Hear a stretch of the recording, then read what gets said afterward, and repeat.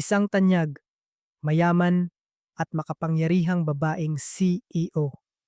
Ngunit isang umaga, nasiraan siya ng sasakyan sa gitna ng isang liblib na kabundukan. Nawala ang signal ng kanyang telepono at umuusok na ang makina ng sasakyan. At doon, isang estrangherong lalaki ang biglang lumitaw. Hindi niya tinanong kung sino ang babae. Hindi siya interesado sa pera. Matapos, ayusin ang sasakyan. Isa lang ang alok na ibinigay niya. Isang alok na nagpatigil sa mundo ng babae.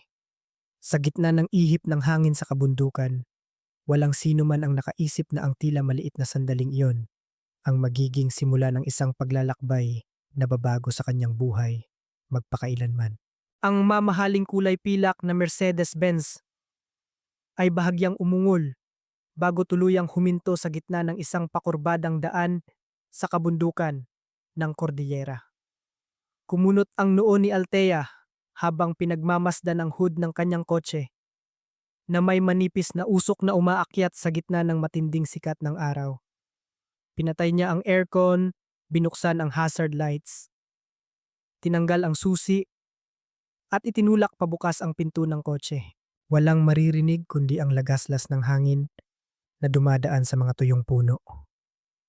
Ang daan sa kabundukan ay tahimik, ilang at tila kinalimutan na ng mapa.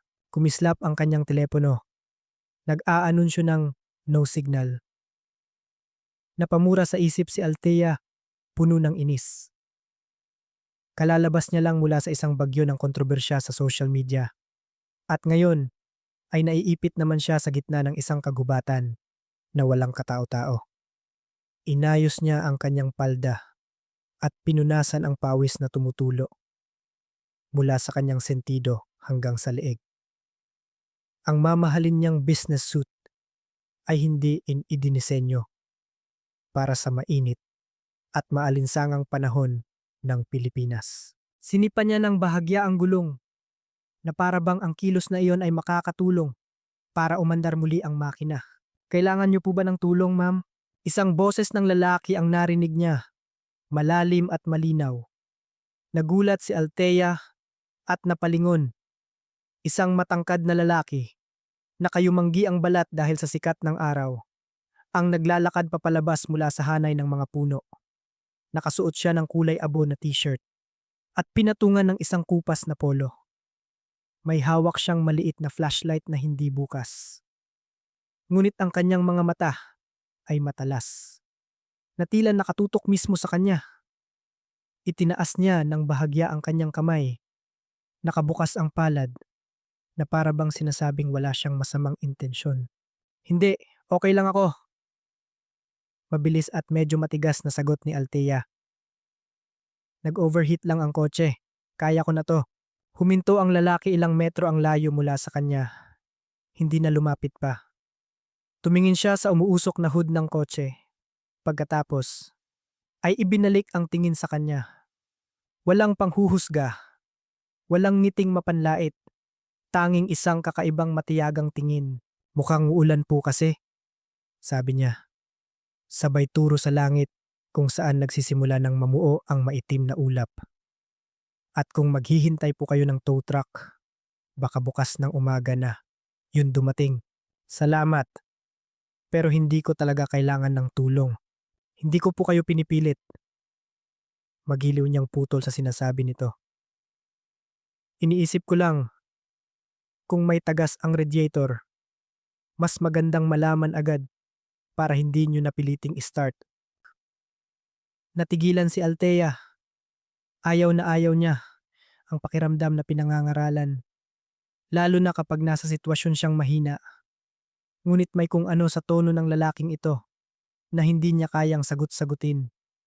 Walang himig ng pangangaral, walang awa.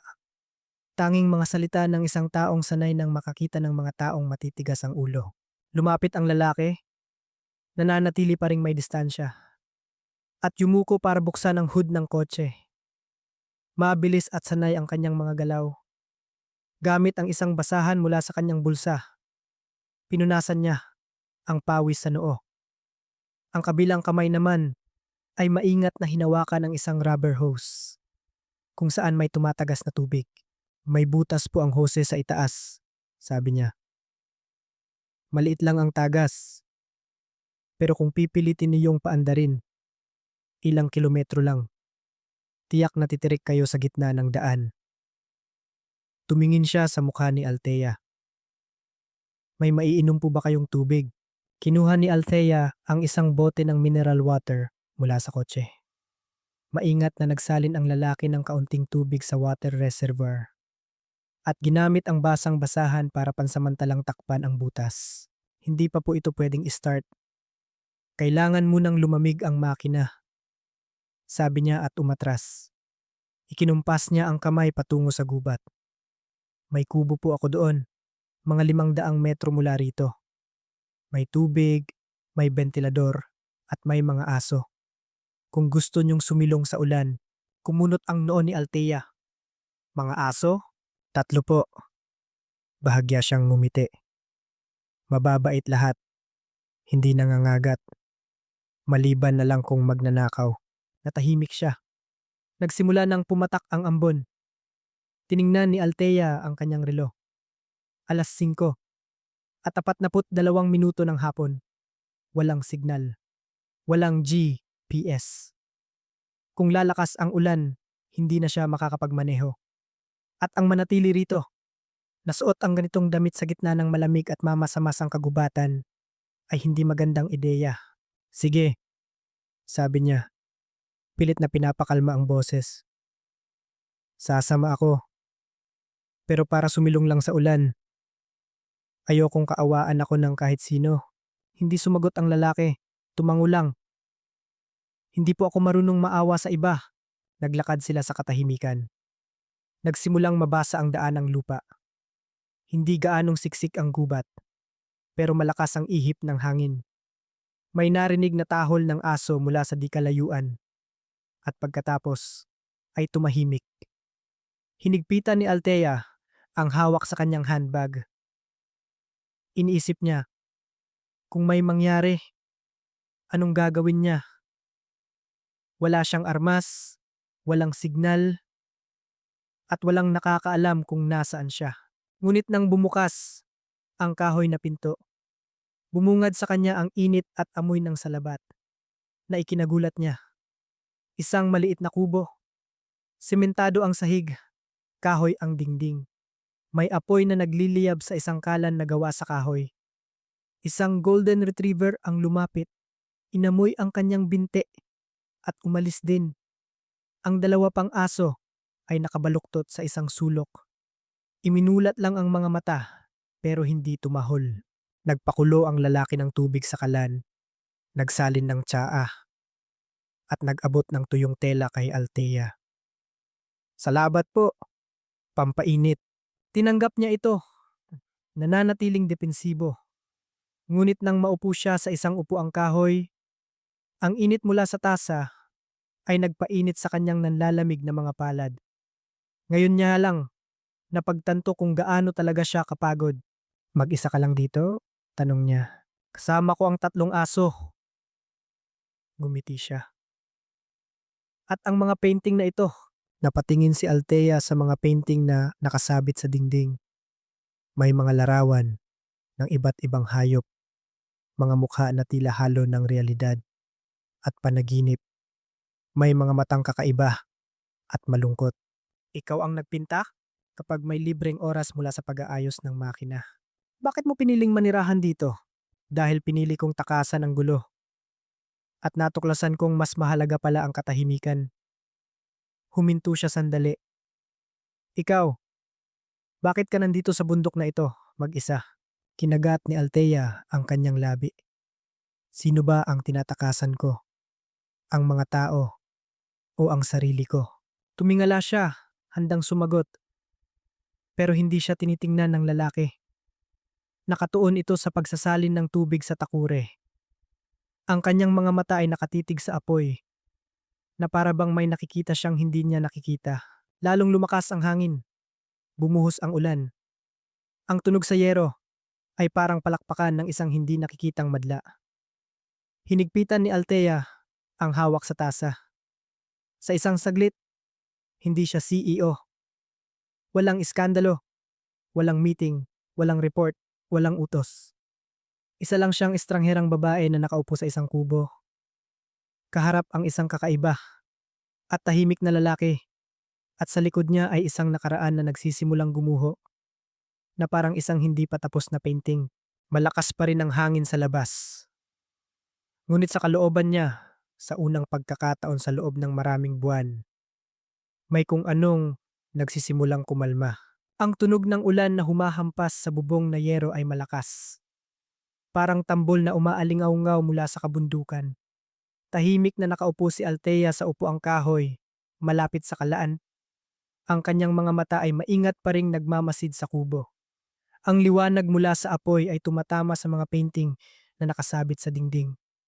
Walang mga frame, walang dekorasyon. Mga piraso lang ng kahoy na pansamantalang isinabit. Ngunit bawat hagod ng brush ay nagpapabalik-balik sa kanyang tingin. Isang painting ay larawan ng isang tuta na nakabaluktot sa yakap ng isang batang lalaki. Ang mga mata ng tuta ay mukhang malungkot, ngunit hindi nawawalan ng pag-asa. Ang isa naman ay larawan ng isang payat na babae na nakatayo sa gitna ng ulan. Walang payong o silungan, ngunit ang kanyang mga mata ay nakatingala, puno ng pagtanggap at kapayapaan. Hindi mo nilalagyan ng pirma, sabi niya sa mahinang boses. Ang lalaki, na nalaman niyang Mateo pala ang pangalan, ay nagkibit balikat lang. Hindi ko naman ito ibinebenta. Bakit ka pa nagpipinta? Ibinaban niya ang takure mula sa kalan at nagsalin pa ng salabat sa tasa ni Althea. Para marinig ko pa rin ang sarili kong nag-iisip. Mas masusing tiningnan ni Althea si Mateo. Sa ilalim ng liwanag ng apoy, ang kanyang mukha ay matipuno at kayumanggi. Maikli at maayos ang gupit ng buhok. Ang kanyang mga mata ay laging tumitingin ng malalim, ngunit hindi mapanghimasok. Wala siyang kilos ng isang taong mayabang, at lalong walang kilos ng isang taong namuhay sa syudad. Ngunit ang paraan ng kanyang pagpapakulo ng tubig, pagsisindi ng apoy, pag-aalaga sa 3 aso, at pag-aayos ng kotse, walang anuman doon ang pangkaraniwan. Dati kang engineer? Tanong ni Althea, naaalala ang paraan ng paghawak niya sa mga gamit. Opo, tumango si Mateo. Mechanical engineer, pero matagal na akong tumigil. Bakit? Natahimik siya sandali. Dahil gusto kong ingatan ang mga kamay na ito para sa mga bagay na hindi nakakasakit. Natigilan si Althea sa sagot na iyon. Hindi dahil sa mga salita, kundi sa paraan ng pagkakasabi niya. Hindi pilosopikal, hindi nangangaral.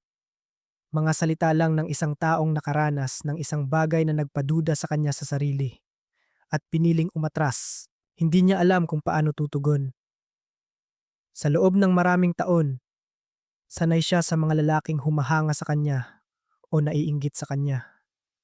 Sinusubukan siyang hilahin pababa o kumakapit sa kanyang tagumpay na parang isang brand. Si Mateo ay hindi kabilang sa dalawang uri. Wala siyang bahid ng panghuhusga. Nandoon lang siya. Matagal ka na bang mag-isa dito? Halos 6 na taon na po. Hindi ka nalulungkot? Lumingon siya at ngumiti.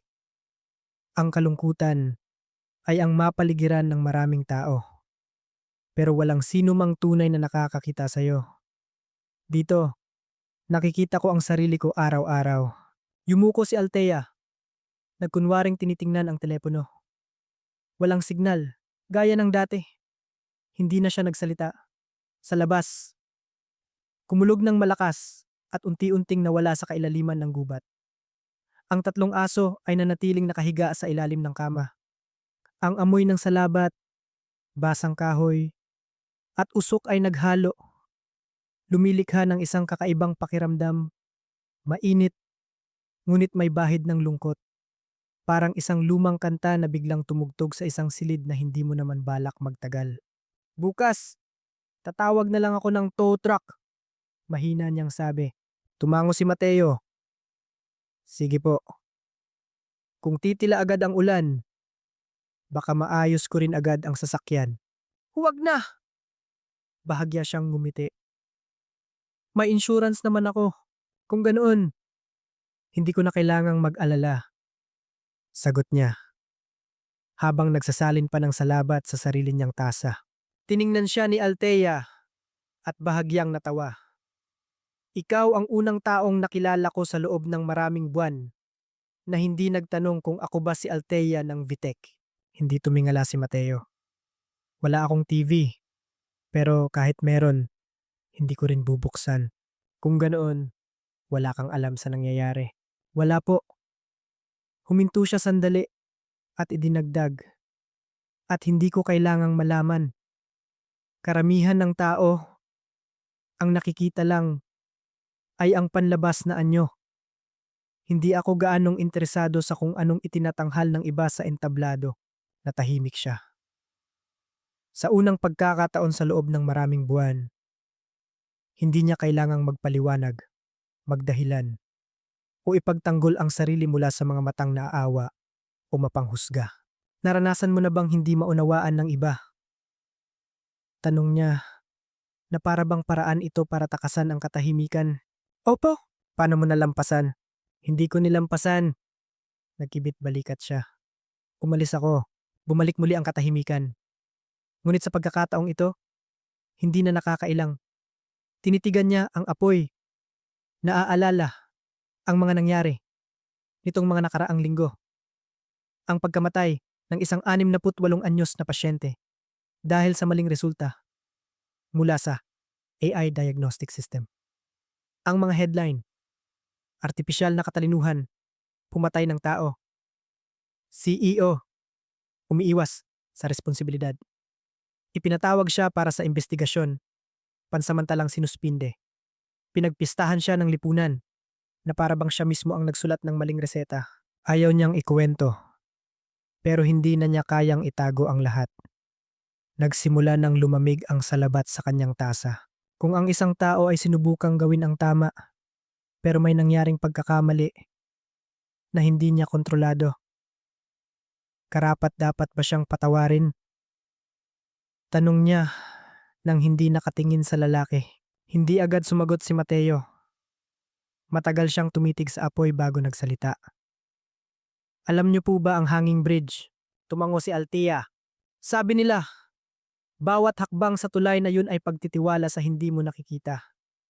Pero kung maputol ang tulay sa ikasampung hakbang, hindi na bumabalik ang mga tao sa ikasiyam na hakbang para tanungin kung sino ang tama o mali.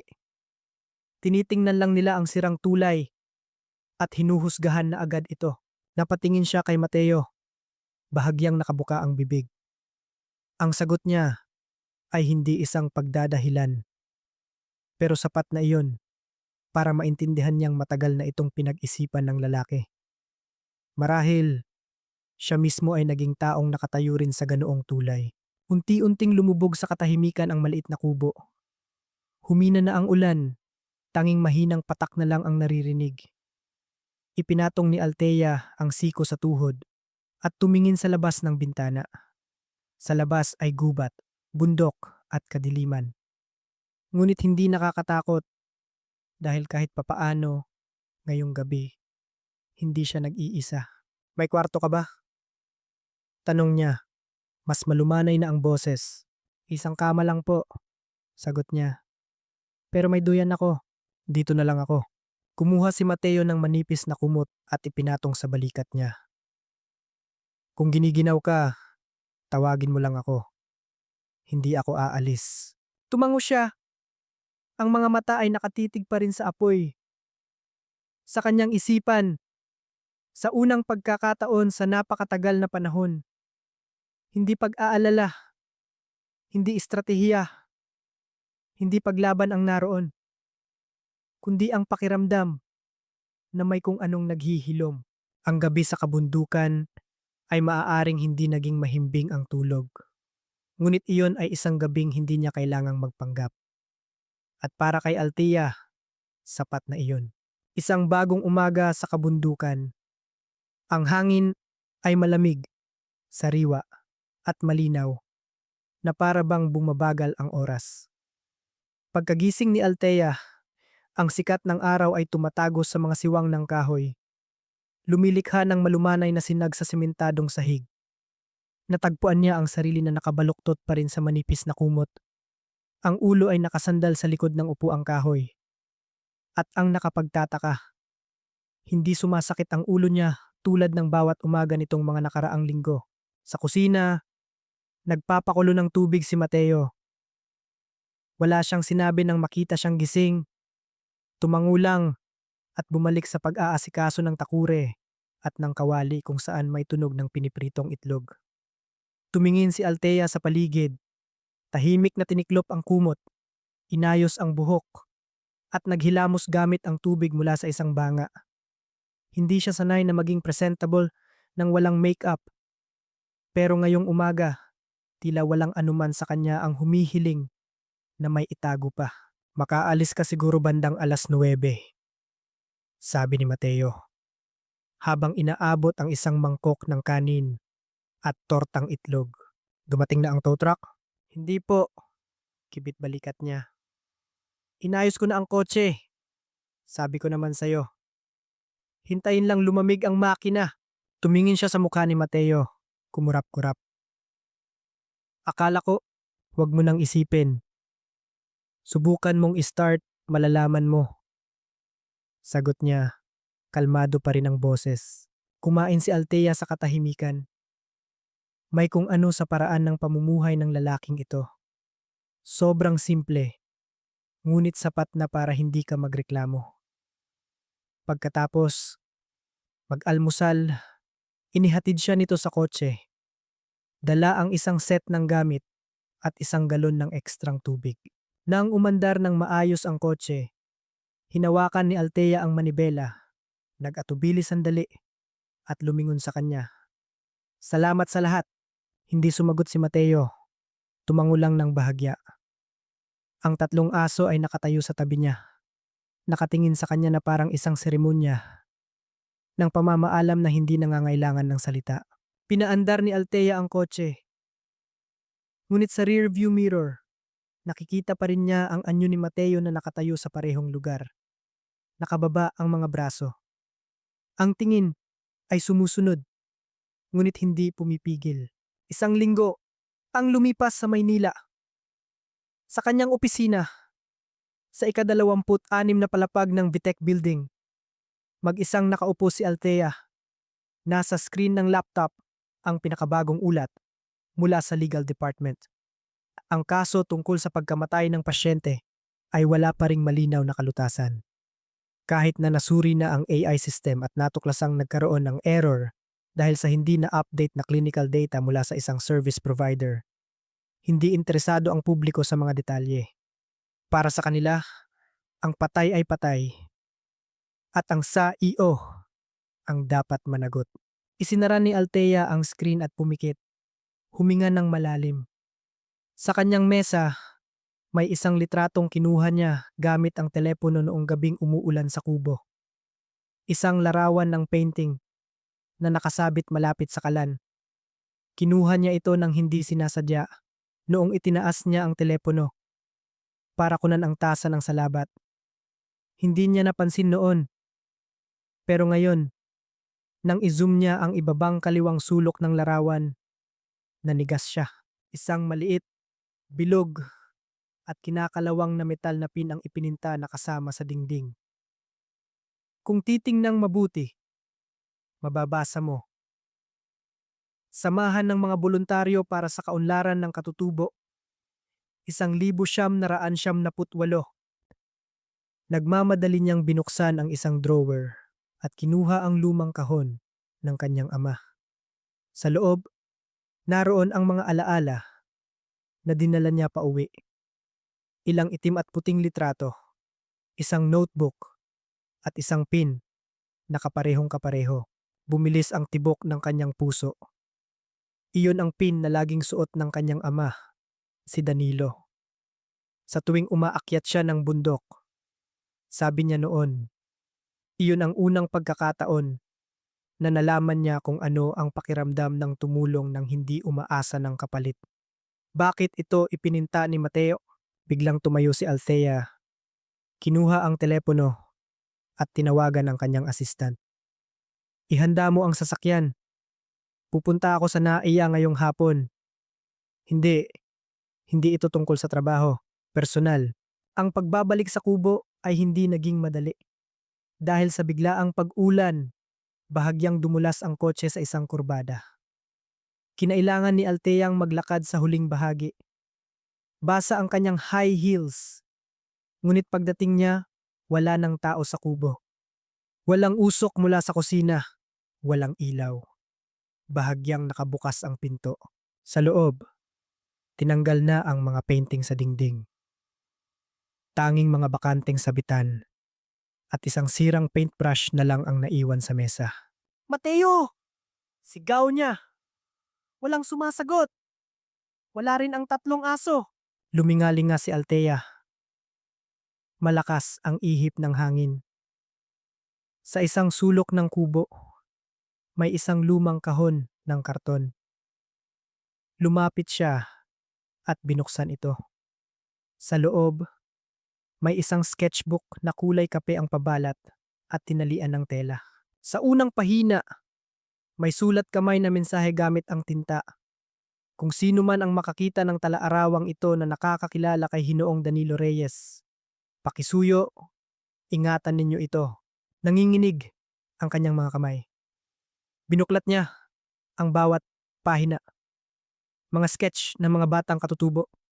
Isang inang nagbubuhat ng mga paninda. Isang nurse na naglalakad sa gubat. At ang kanyang ama.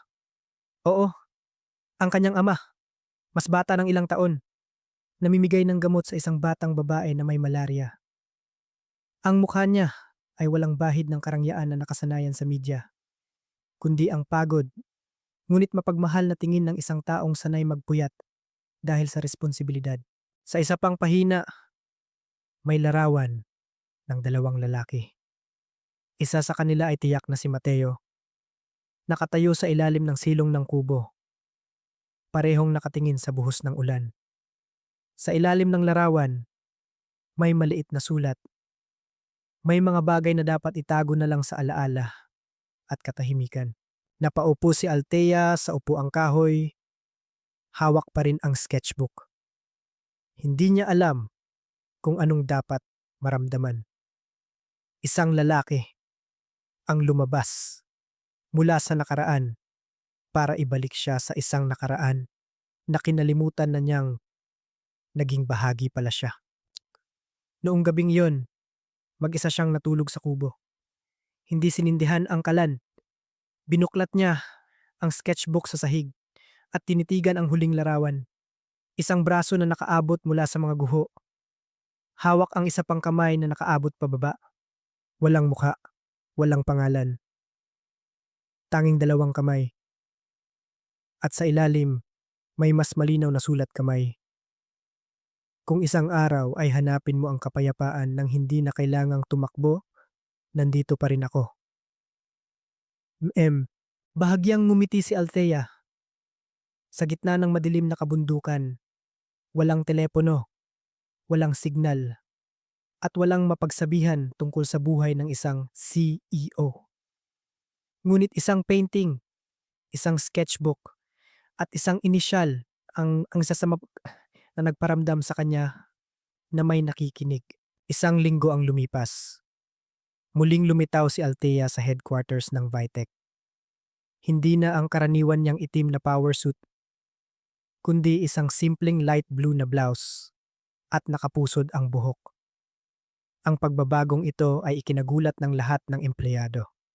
Dumiretso siya sa conference room kung saan isinasagawa ng board ang ikatlong internal hearing tungkol sa kaso ng 68 anyos na pasyente. Hindi siya nagpaalam, hindi naghintay na imbitahan. Pumasok lang siya, dala ang isang makapal na folder at isang malaking print ng isang painting. Larawan ito ng isang babaeng yakap ang isang batang may malubhang sakit. Ang liwanag mula sa likod ay tumatama sa kanilang mga mukha na para bang ang buhay ay nakabitin sa isang sinulid. Ang painting ay marahas tingnan, ngunit puno ng pagmamahal. Sa ibabang kaliwang sulok, may simpleng mensahe. Ima si Yu. Hindi lahat ng pagkakamali ay kamatayan. Tumahimik ang buong silid. Kumunot ang noo ng chairman, si Ginoong Velasco. Anong ginagawa mo? Naghaharap po ako ng ebidensya, sagot niya. Hindi para sa kaso, kundi para sa katotohanan.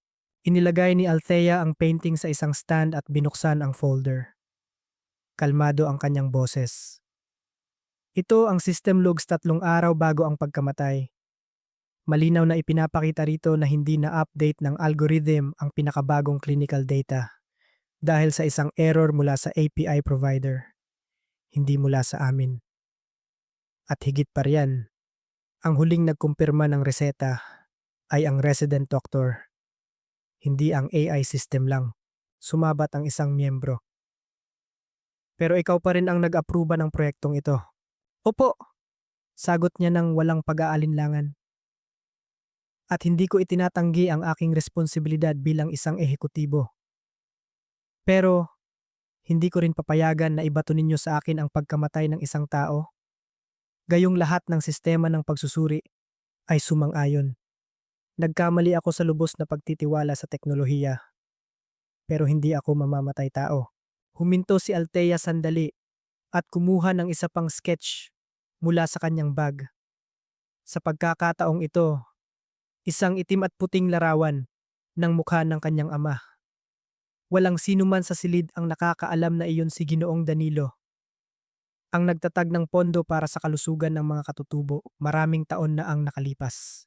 Ang tatay ko, mahina niyang sabi, ay pinilit paalisin ng ilan sa atin dito dahil tumanggi siyang makipagtulungan sa isang grupo ng mga shareholder na gustong gawing negosyo ang kawanggawa. Tahimik siyang umalis. Walang nagtanggol sa kanya. Isang pangalan ang lumitaw sa mabigat na hangin. Marami sa silid ang hindi nakakaalam na ang kanyang ama ay dating may pinakamataas na posisyon sa bitek at tahimik na inalis dahil sa isang lihim na botohan noong 2017. Alam kong marami sa inyo rito ang nasa pulong na iyon. Matapang na tumingin si Althea sa unahan. Hindi ako nandito para maghigante. Nandito ako para ibalik ang liwanag sa silid na ito. Walang nagsalita, walang tumawa, at walang tumutol. 2 araw ang lumipas.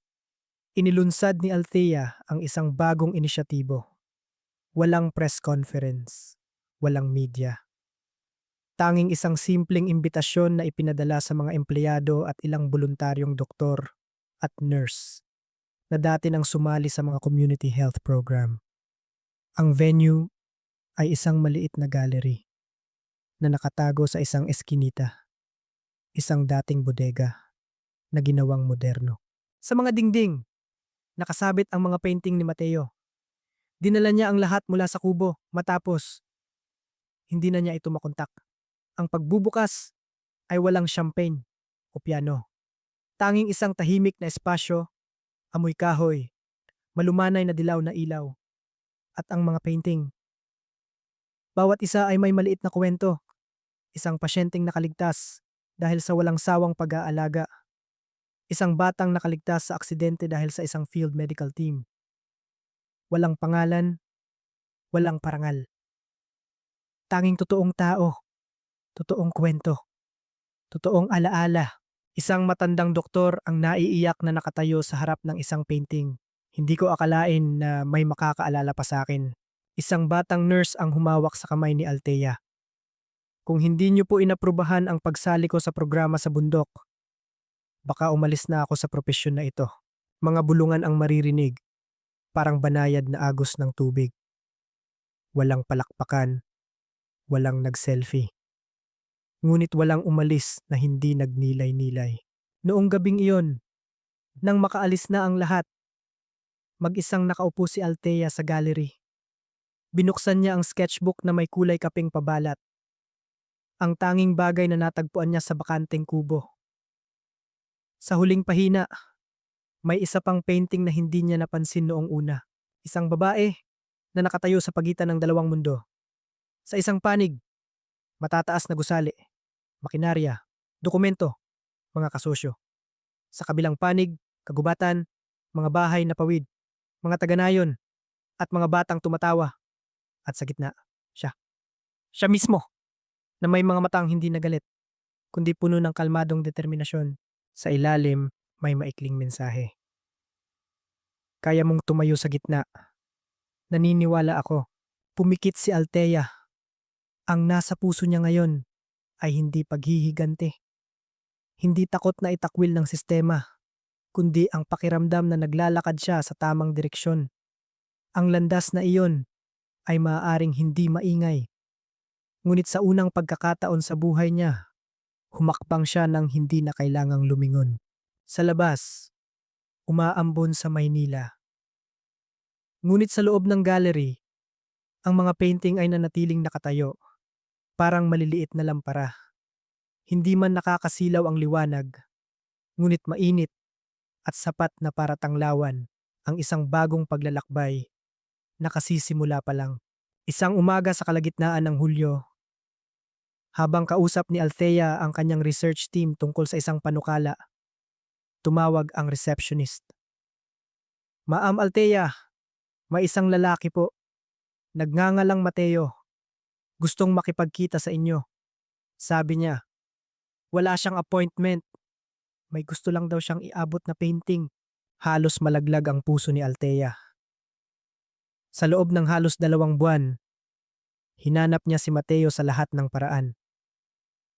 May nagsabing dati siyang propesor. May nagsabing dati siyang nakatira sa isang artist village. Ngunit walang nakakaalam kung sino talaga siya, saan siya galing, o nasaan siya.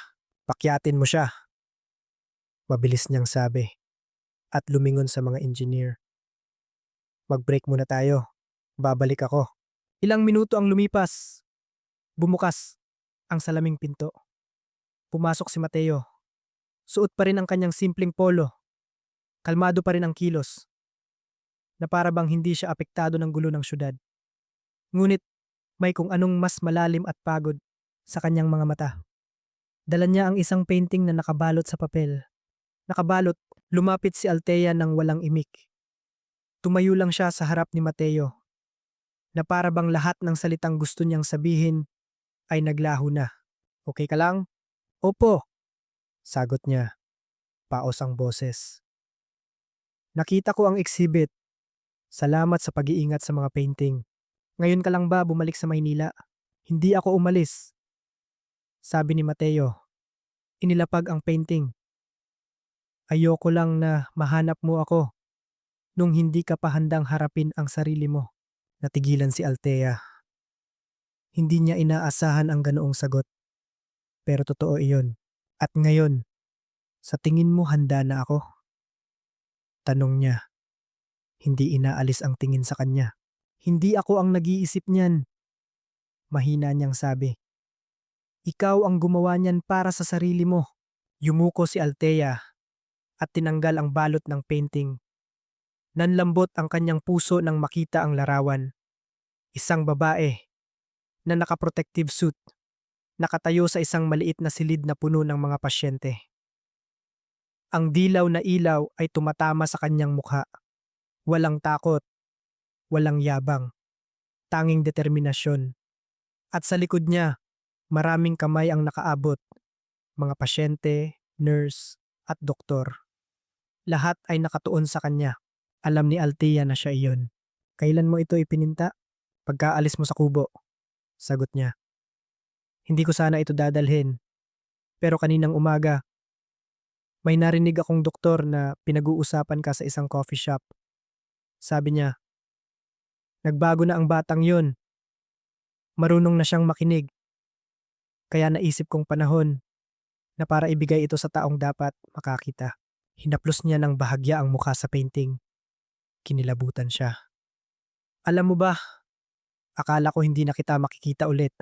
Alam ko, sagot ni Mateo. Nakatitig sa kanyang mga mata.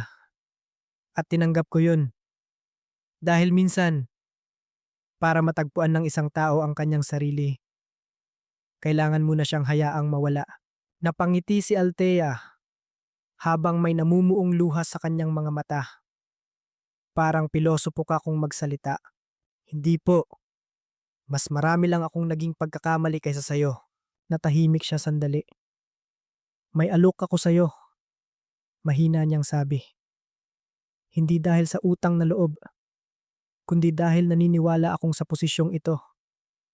Marami ka pang mababagong tao nang hindi kailangang humarap sa kamera. Nagtaas ng kilay si Mateo.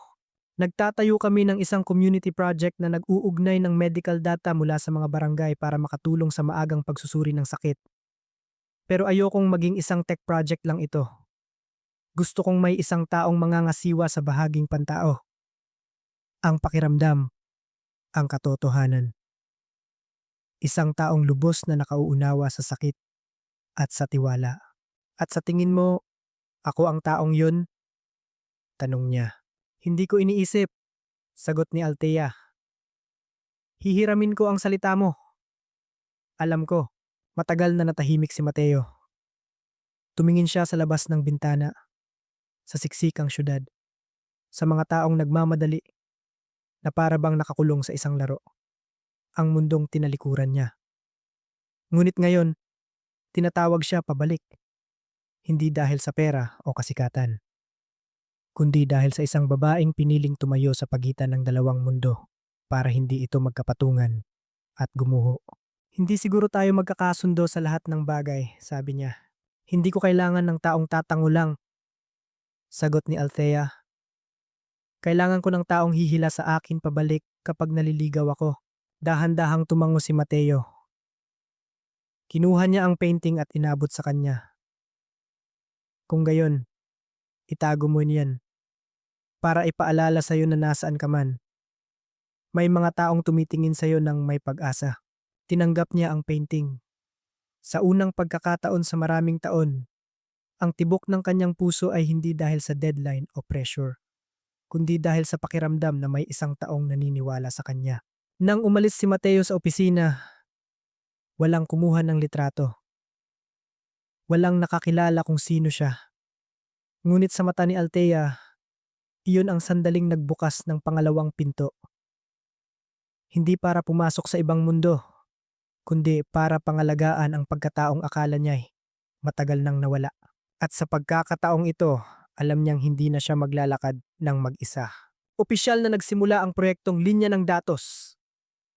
Pagkatapos ng 2 buwang paghahanda, ito ang pinakamatapang na proyekto ng BITEC. Ang paglikha ng isang sistema na nag-uugnay sa mga health center, ospital, at sentro sa kabisera upang bumuo ng isang bukas, malinaw, at sumusuportang network ng datos sa kalusugan para sa remote diagnosis.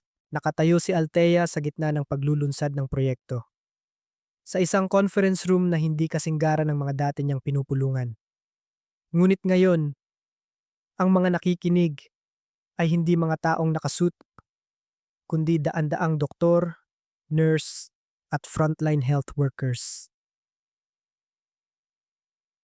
Mga taong karaniwang walang boses. Ngumiti siya nang makitang nakikinig sila. Hindi dahil sa tungkulin, kundi dahil nararamdaman nilang bahagi sila ng tunay na pagbabago. Nakatayo si Mateo sa likod ng silid, nakasandal sa isang haligi. Pareho pa rin ang kilos, simple at kalmado. Ngunit may bago sa kanyang mga mata. Isang pakiramdam ng pagiging kabilang. Hindi na siya tagalabas. Hindi na isang taong umalis sa mundo. Bahagi na siya ulit nito. Nang matapos ang seremonya, isang matandang babae ang lumapit kay Althea. Ang pangalan niya ay Lola Home. Isang retiradong health worker na nagtrabaho sa mga liblib na lugar noong dekada 80. Inabot niya kay Althea ang isang kupas na sulat. Ineng, sabi ng matanda. Nanginginig ngunit matatag ang sulat kamay sa sobre. Ilang dekada ko na itong itinago. Dapat sana sa tatay mo ito. Pero magulo noon, maraming nawala. Ngayon, malapit na rin akong mawala. Naisip kong sayo na lang ito dapat mapunta. Nanginginig ang mga kamay ni Althea ang tinanggap ito. Walang pangalan ng nagpadala. Ngunit pamilyar ang sulat kamay. Nagpaalam siya agad. at umuwi. Sa balkonahe ng kanyang kondo sa ika-18 palapag, habang malakas ang hangin at kinukulayan ng papalubog na araw ang langit, dahan-dahan niyang binuksan ang sobre. Mahal kong Danilo, kung nababasa mo ang sulat na ito, ibig sabihin ay wala na akong lakas ng loob na itago pa ito. Isinulat ko ito isang gabing maulan pagkatapos ng huli kong duty sa Baryo Kipot. Iniligtas natin ang batang iyon. Naaalala mo ba? Ang batang sinukuan na ng ospital sa bayan. Ngunit noong gabing iyon, may nakita ako sa iyo na marahil ay hindi mo alam. Nakita kitang umiyak sa unang pagkakataon. Hindi dahil sa pagod, kundi dahil sa pakiramdam ng kawalan ng magawa. Ikaw ang pinakamatatag na taong nakilala ko.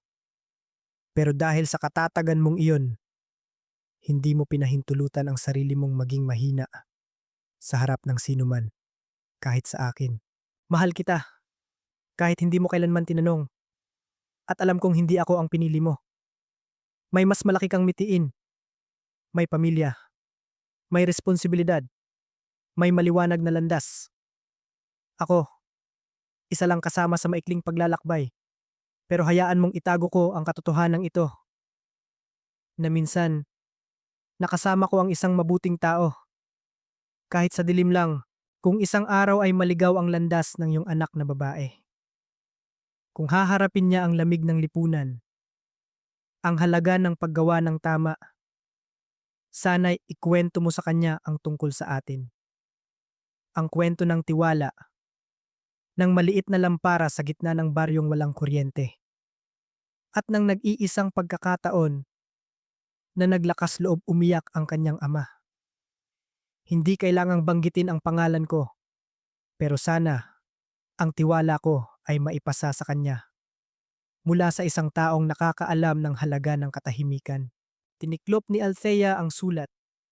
Kinagat ng mariin ang labi. Tumulo ang kanyang mga luha sa lumang papel. Hindi mapigilan. Hindi niya kailanman narinig na nagkwento ang kanyang ama tungkol sa ibang pag-ibig.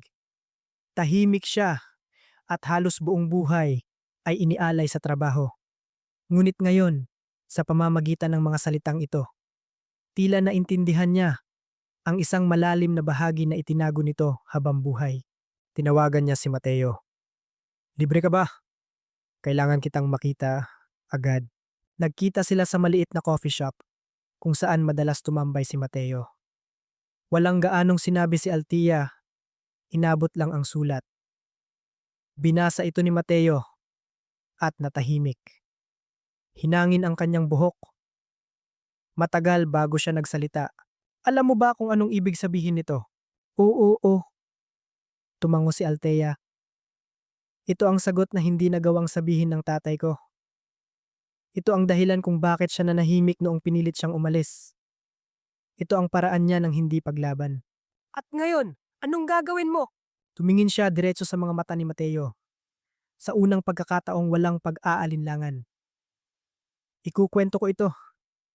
Hindi bilang isang trahedya, kundi bilang isang paalala na may mga taong nagsakripisyo ng walang nakakaalam para makasulong tayo. Hindi para magyabang, kundi para malaman natin ang halaga nito. Dahan-dahang tumango si Mateo. Kung gayon, ikukwento natin. Hindi lang sa salita, kundi sa gawa. Gusto kong magtayo ng isang mobile clinic sa pangalan niya. Sabi ni Althea. Hindi kailangang malaki. Isang lumang bus lang na inayos. May ultrasound, blood test machine, at mga voluntaryo. Pupunta sa bawat baryo, sa bawat mahirap na lugar. Tulad ng ginawa niya. Tulad ng nais ng sulat na ito. At anong kailangan mo mula sa akin? Huwag ka nang mawawala ulit. Ang mga salitang iyon ay lumabas na parang pagtusok sa isang lumang sugat. Ngunit iyon din ang unang susi na naglakas loob siyang iabot. Matagal siyang tiningnan ni Mateo at pagkatapos, ikumutak ay ngumiti. Pero sa pagkakataong ito, kung madapa ka, huwag mo akong pagbawalan manahimik. Ngumiti siya pabalik kahit may pait. At kung mapagod ka, huwag kang mawawala. Hindi ko nagagawin ulit. Nagsimula ng dumilim ang langit. Ngunit sa pagitan ng dalawang tao, isang liwanag ang sinindihan. Maliit, hindi maingay, ngunit pang matagalan, tulad ng lamparang sinindihan ni Danilo sa pinakaliblib na baryo. At ngayon, ipinasa na ito para tanglawan ang isang bagong henerasyon na naglakas loob lumaban sa agos nang may paninindigan. Gabi na. Habang sinusuri ni Althea ang plano para sa Danilo Reyes Mobile Clinic sa kanyang bahay, isang hindi inaasahang tawag mula sa security ng Vitec Building ang pumutol sa kanyang pag-iisip. Ma'am Althea, may maliit na sunog po sa opisina sa ground floor. Mukhang sinadya pong sinunog. Malaki po ang pinsala sa exhibit hall. Natigilan siya sandali. At pagkatapos, ay kumaripas ng takbo palabas ng bahay. Hindi na nakapagpalit ng sapatos. Pagdating niya sa lugar, amoy usok pa rin ang hangin. Ang exhibit area na dating Memory of Hope ay sunog na pader na lang ang natira. Ang sahig ay puno ng tubig at abo. Ang pinakamahahalagang painting, lalo na ang mga orihinal na gawa ni Mateo, ay nasunog lahat. Nakatayo si Mateo sa labas. Puno ng abo ang damit. Siya ang unang dumating at nakapansin ng apoy. Ngunit malinaw na hindi ito aksidente. Sa pilitang binuksan ang pinto sa likod, sinira ang CCTV at may bakas pa ng flammable liquid sa isang sulok. May gusto silang sirain, sabi ni Mateo, nakatingin sa mga guho. Hindi ang mga painting, kinuyom ni Althea ang kamao, kundi ang mga alaala, ang mga kwento, ang katotohanan. Kinabukasan, nagpatawag siya ng agarang pulong. Ngunit bago magsimula, iniabot ng kanyang assistant ang isang sobreng walang pangalan na isinuksok sa kanyang personal na mailbox. Sa loob, isang litrato nilang dalawa ni Mateo na nag-uusap sa coffee shop, kuha mula sa itaas. May kasamang sulat kamay na mensahe. Umatras ka na habang may pagkakataon. Kung hindi, sa susunod, hindi na lang painting ang masusunog. Hindi siya nanginig, hindi nataranta. Naramdaman lang niya ang lamig sa kanyang likod. Ang pamilyar na banta, tulad ng paraan kung paano tahimik na umatras ang kanyang ama. Dahil din sa mga magiliw na mensaheng tulad nito.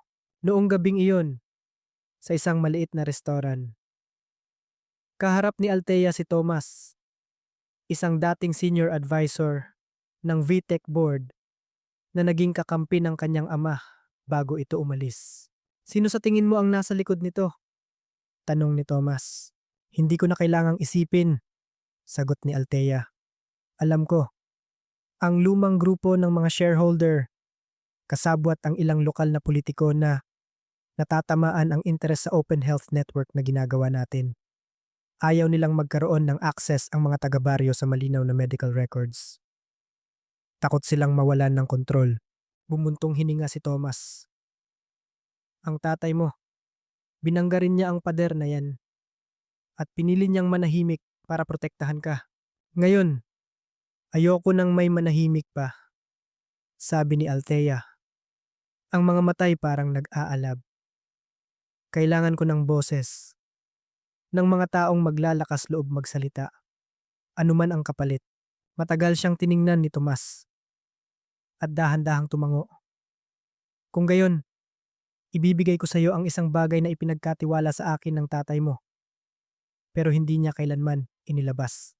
Mula sa kanyang bulsa, kinuha niya ang isang maliit na silver USB na may tatak na TNK. Nandito ang audio file ng lihim na pulong noong 2017 kung saan pinilit siyang mag-resign. Ayaw niyang ilabas ito noong nabubuhay pa siya.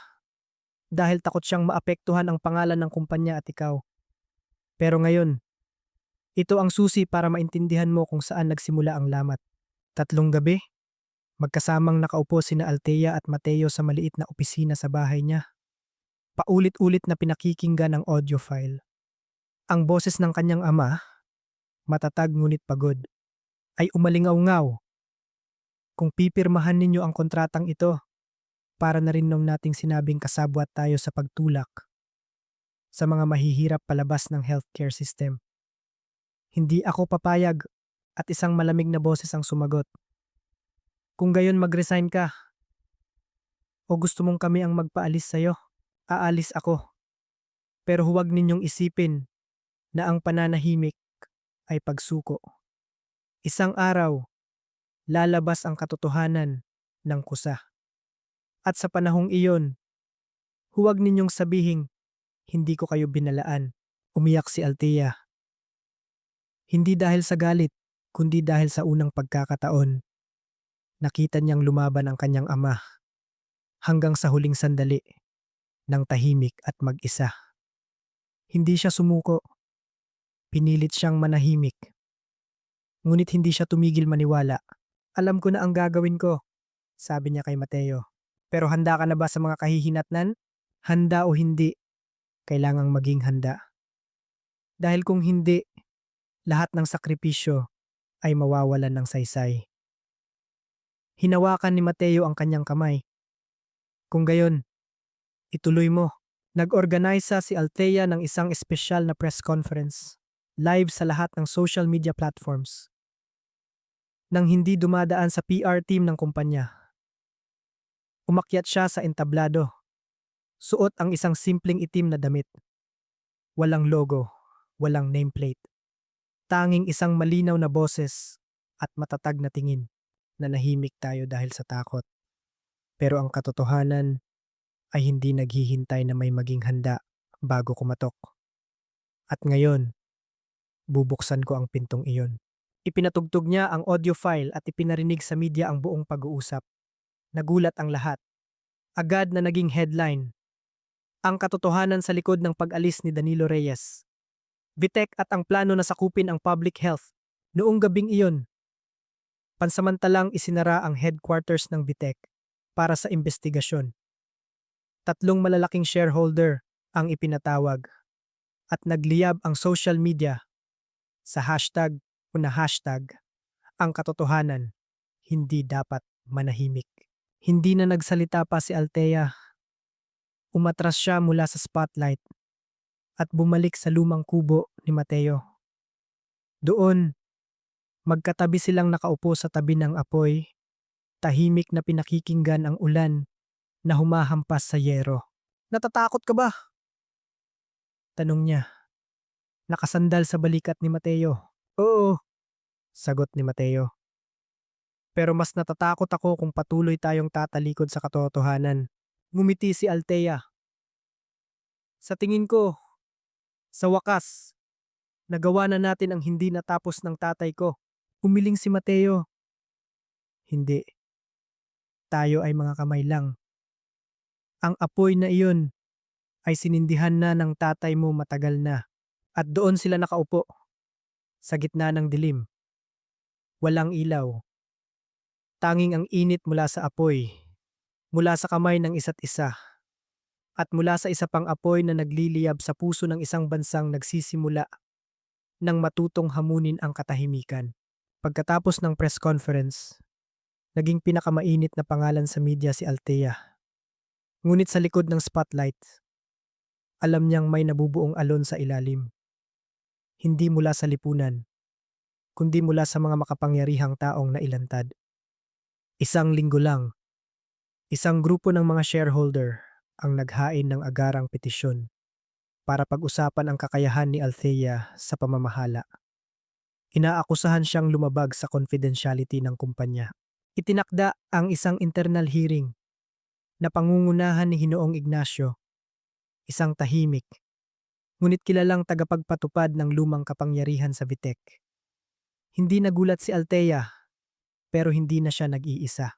Alam ko, kung matalo ako, lahat ng ito ay ititigil. Sabi ni Althea kay Mateo sa kanilang paboritong coffee shop habang tinitingnan ang mga plano para sa mobile clinic. At sasabihin nilang pansamantala lang para suriin. Pero alam natin ang totoo. Pero alam mo rin, sagot ni Mateo, na kung manalo ka, hindi lang posisyon ang mawawala sa kanila, kundi ang paraan ng pagkontrol sa sistema na matagal na nilang ginagawa. Anong sa tingin mo ang dapat kong gawin? Sinunog mo na ang tulay, Althea. Wala nang atrasan. Tiningnan niya si Mateo at ngumiti ng may determinasyon. Kung gayon, lalangoy ako. Naganap ang hearing sa isang lihim na conference room. Lahat ng mata ay nakatuon sa isang babaeng nakasimpleng puting blouse. Miss Althea, simula ni Hinoong Ignacio. Alam mo bang nanganganib kang matanggal sa lahat ng posisyon mo? Opo, sagot niya. At alam ko rin na kung manahimik ako, mananatili ako sa posisyon, makakakuha ng malalaking kontrata, at mabubuhay ng komportable. Pero hindi iyon ang dahilan kung bakit ako nandito. Ipinakita niya sa screen ang isang interactive map. Bawat kumikinang na tuldok ay isang mobile clinic na gumagana. Bawat numero ay daan-daang pasyente na maagang natuklasan ang sakit. Bawat maikling video ay tawa ng mga taga-bundok na sa unang pagkakataon ay nagamot. Ito ang ipagpapatuloy kong gawin bilang CEO man, data engineer, o ordinaryong mamamayan. Sumabat ang isa. Sinasabi mo bang biktima ka ng madilim na kapangyarihan? Hindi po, sagot ni Althea. Hindi ako biktima. Isa akong survivor ng lumang sistema. At pinipili kong hindi na ito itayo muli. Natahimik ang silid. Tumayo si Hinoong Ignacio. Sapat na. Magkakaroon tayo ng lihim na botohan. Ang resulta, 6 na boto para manatili, 5 para tanggalin. 1 boto lang. Natigilan si Althea, hindi dahil sa saya, kundi dahil sa pagkamarupok ng tinatawag na hustisya. Habang paalis siya ng gusali, tumunog ang kanyang telepono. Isang di kilalang numero. Ate Althea, kailangan na niyo pong pumunta rito agad. Ang mobile clinic natin naipit sa landslide sa Baryo Mactan. May manganganak pero nasira ang tulay, hindi makapasok ang sasakyan. Nang hindi nag-iisip, sumakay siya sa kotse ni Mateo na naghihintay na pala. Walang nagsalita sa biyahe. Pagdating nila, halos hindi na madaanan ang kalsada. Nilusong nila ni Mateo ang isang gumigewang na tulay na kawayan. Dala ang mga gamit medikal. Sa kabilang pampang isang babae ang namimilipit sa sakit. Ako po si Lilia, sabi niya. Kanina pa pong hapon masakit ang tiyan ko. Kalma lang, sabi ni Althea, habang chine-check ang kanyang vitals. Nandito na ang tulong. Noong gabing iyon, sa ilalim ng isang pansamantalang silungan, isang sanggol ang isinilang, kasabay ng malakas na iyak. 2:13 ng madaling araw. Kinabukasan, ang unang larawang kumalat sa social media ay hindi galing sa PR team, kundi sa isang taga-baryo. Isang larawan ng isang babaeng CEO, nakaupo sa isang bato sa gitna ng putik. Karga ang isang bagong silang na sanggol. Ang kanyang muka ay basa sa ulan. Ngunit ang kanyang mga mata ay nagniningning. Mabilis itong kumalat. Hindi na siya tinawag na CEO o whistleblower. Tinawag na siya sa isang simpleng pangalan. Ate Althea, ang tagapag-ingat ng apoy. Pagbalik ni Althea sa Maynila, isang sulat mula sa kanyang ina ang sumalubong sa kanya. Isang babaeng halos hindi na nagpakita mula nang mamatay ang kanyang ama. Anak, dati takot akong maging katulad ka ng tatay mo. Sobrang diresto. Pero ngayon, naiintindihan ko na. Dahil katulad ka niya, mas malayo ang narating mo kaysa sa pinangarap niya. Sa ilalim ng sulat, isang lumang litrato. Si Danilo, nakatayo sa putik, karga ang isang sanggol.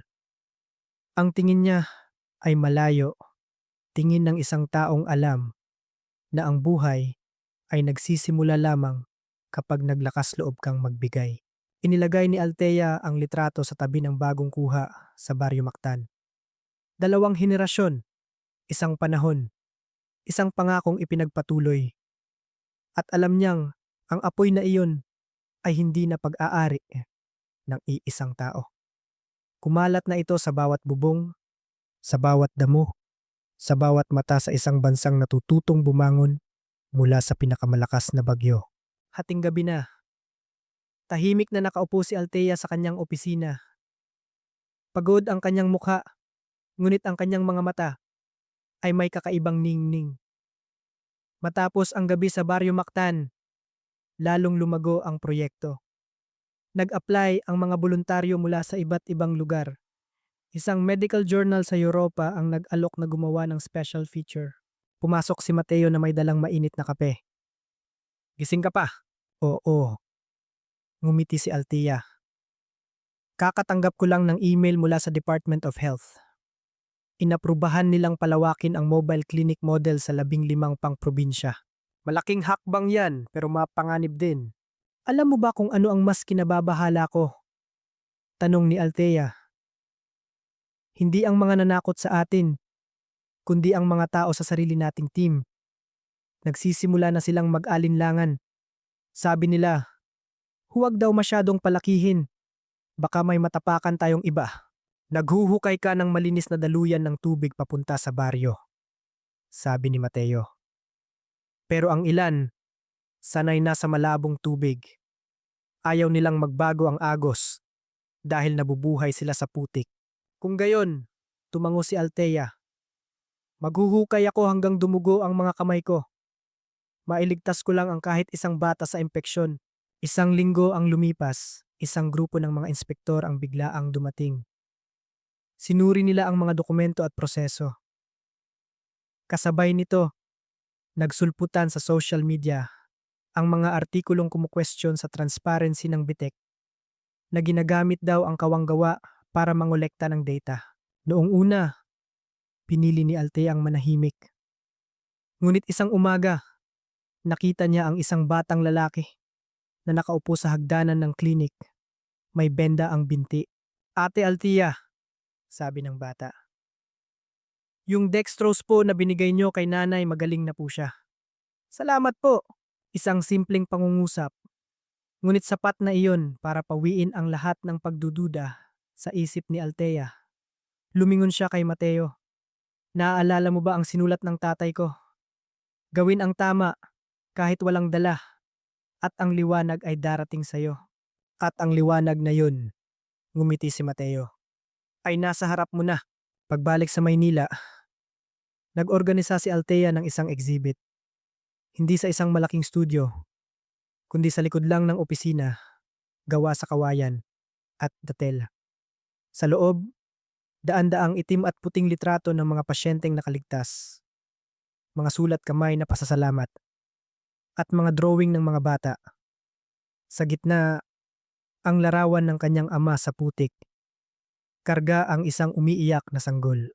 Umakyat si Althea sa isang maliit na entablado, walang mikropono. Hindi ako nandito para magdahilan, dahil ang katotohanan ay hindi kailangan ng paliwanag.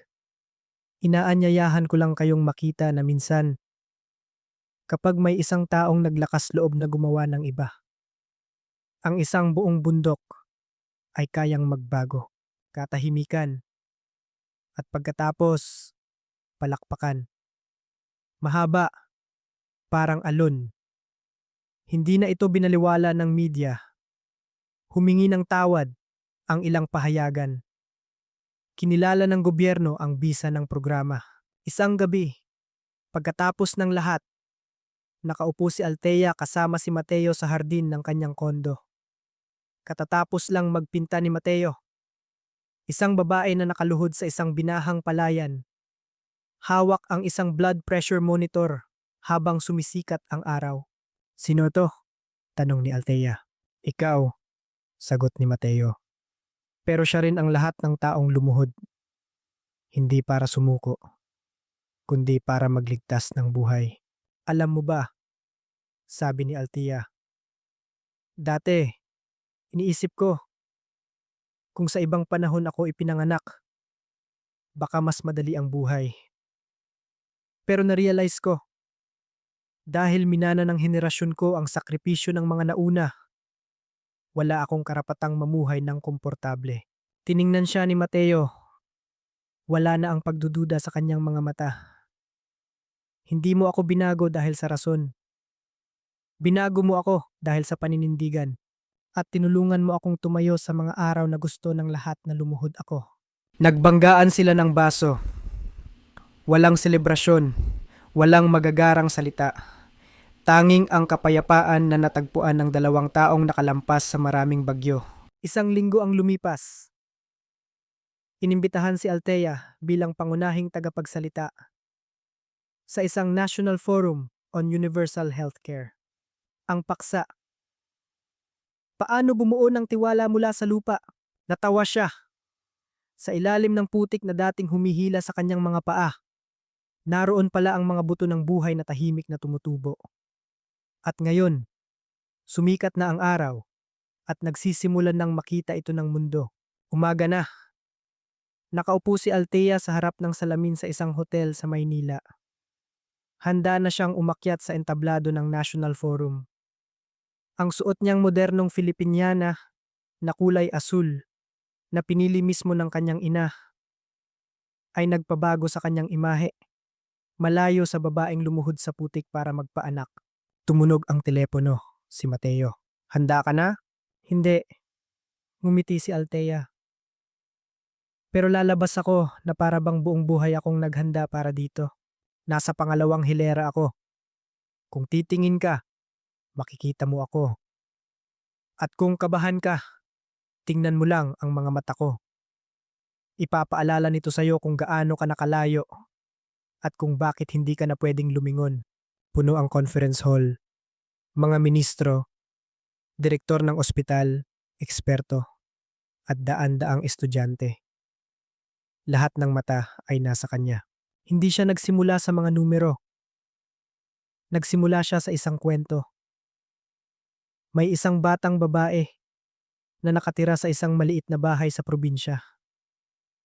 Tuwing sasakit ang tiyan niya, kailangan niyang maglakad ng 3 kilometro para makarating sa health center. At minsan, umuuwing walang dala dahil walang gamot. Lumaki ang batang iyon na may tanong, bakit ganito kahirap ang buhay? At isang araw, nagpasya siya. Kung walang magdadala ng mas magandang buhay sa kanya, siya na mismo ang gagawa nito. Tumahimik ang lahat. Ang batang yon ako, walang nagsalita. Isang estudyante ang may hawak na notebook, ngunit hindi makapagsulat. Wala akong ambisyong baguhin ang buong sistema. Gusto ko lang na ang bawat ina, bawat bata, at bawat matanda sa pinakaliblib na baryo ay maranasan ang maayos na pangangalagang medikal. At naniniwala ako, kung sapat na tao ang maniniwala, hindi na ito magiging isang panaginip. Nagtapos ang kanyang talumpati sa isang malakas na palakpakan. Hindi dahil sa kortesya, kundi dahil sa katotohanan ng gumising sa lahat. Maraming pinto ang nagbukas para kay Althea. Inimbitahan siya ng mga embahada ng World Health Organization. Inaprubahan ng gobyerno ang pondo para palawakin ang kanyang proyekto. Ngunit pinili niyang umakyat ulit ng bundok. Hindi para magpa-picture, kundi para bisitahin si Lilia, ang babaeng napaanak niya. Pinangalanan ko po siyang Pag-asa, sabi ni Lilia.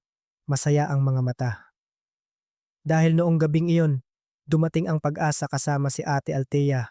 Makalipas ang ilang buwan sa isang TV interview, tinanong si Althea, kung maibabalik mo ang panahon sa araw na nasiraan ka sa bundok, hihinto ka pa rin ba at hihingi ng tulong sa estrangherong iyon? Ngumiti si Althea. Kung hindi ako huminto noon, hindi ko malalaman na minsan, ang nagliligtas sa'yo ay hindi plano o kakayahan, kundi isang taong sapat ang katahimikan para marinig ang tibok ng puso mo sa gitna ng kulog at kidlat ng buhay. Nagulat ang host. Si Ginoong Mateo po ba ang tinutukoy ninyo? Tumingin si Althea sa kamera.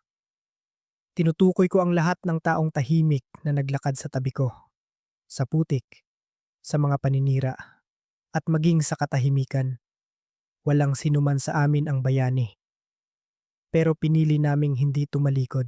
Sa dulo ng programa, naghihintay si Mateo sa likod ng entablado. Inabot niya ang kanyang kamay. Pagod ka na? Pagod, pero sulit. Tara na. Saan? Umuwi na tayo sa kubo. Nagtayo ako ng bagong easel. May utang ka pa sa aking portrait. Tumawa si Althea. Hinawakan ang kanyang kamay. Kung gayon tara na, bumalik tayo sa kung saan nagsimula ang lahat. At mula roon, isusulat natin ang pinakamagandang kwento. Ang kwento ay hindi nagtapos sa mga numero o palakpakan.